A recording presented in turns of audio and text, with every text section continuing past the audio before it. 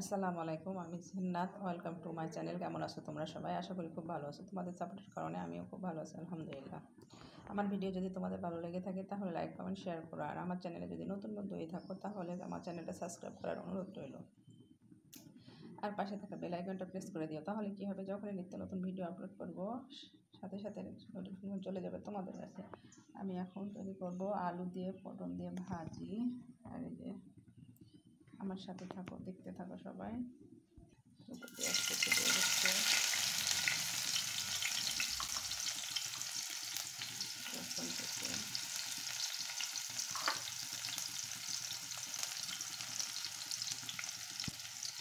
কাঁচামরিচ কেটে,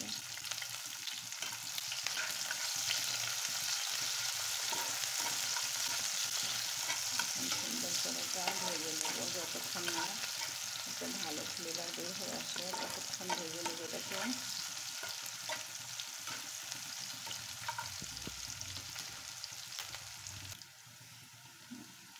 কিছু জিরা দিয়ে দিচ্ছি উপর থেকে, একটু ভালো ফ্লেভার আসবে।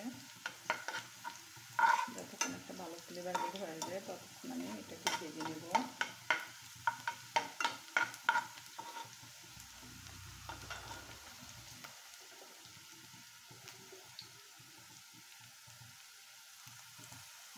একটু হলুদ গুঁড়া দিয়ে দিচ্ছি সামান্য।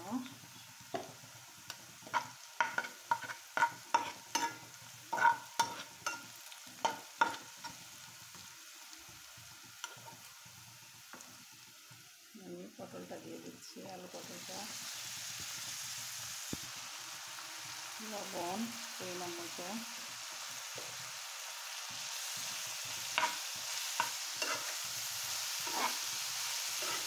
এটাকে আমি ভালো করে নেড়ে নেড়ে ভেজে নেব। আমি এটা দিয়ে খুব সুন্দর করে কুচিয়ে নিচ্ছি, সেটা আপনাদের দেখাতে পারলাম না, কারণ আমি এক হাত দিয়ে ভিডিও আর এক হাত দিয়ে করি, এই জন্য দেখাতে পারি না কিছু কিছু কাজ।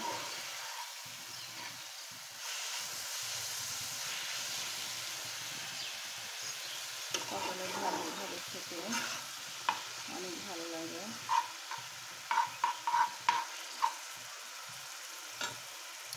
আমি চুলার জালটা বাইরে দিয়ে ভেজে নেব।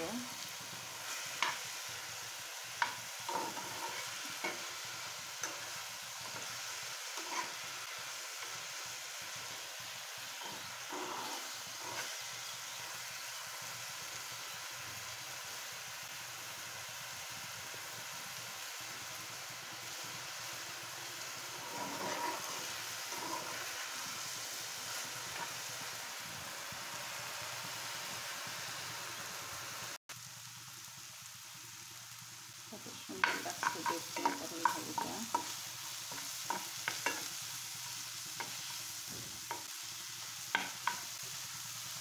একটা নর্মাল ভাজি কিন্তু খেতে খুবই ভালো লাগে।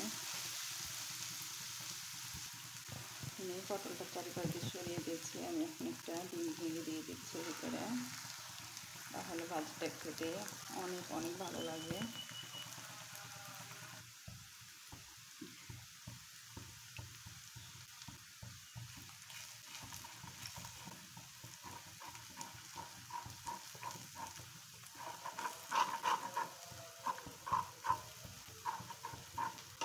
এটাকে সুন্দর করে পটলের সাথে মিক্স করে নেব।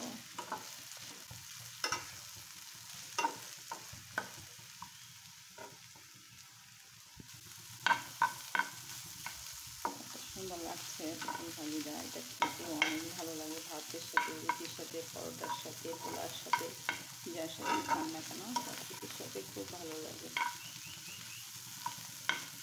আমার ভাজিটা হয়ে গেছে, আমি আপনাদের সার্ভ করে দেখাচ্ছি।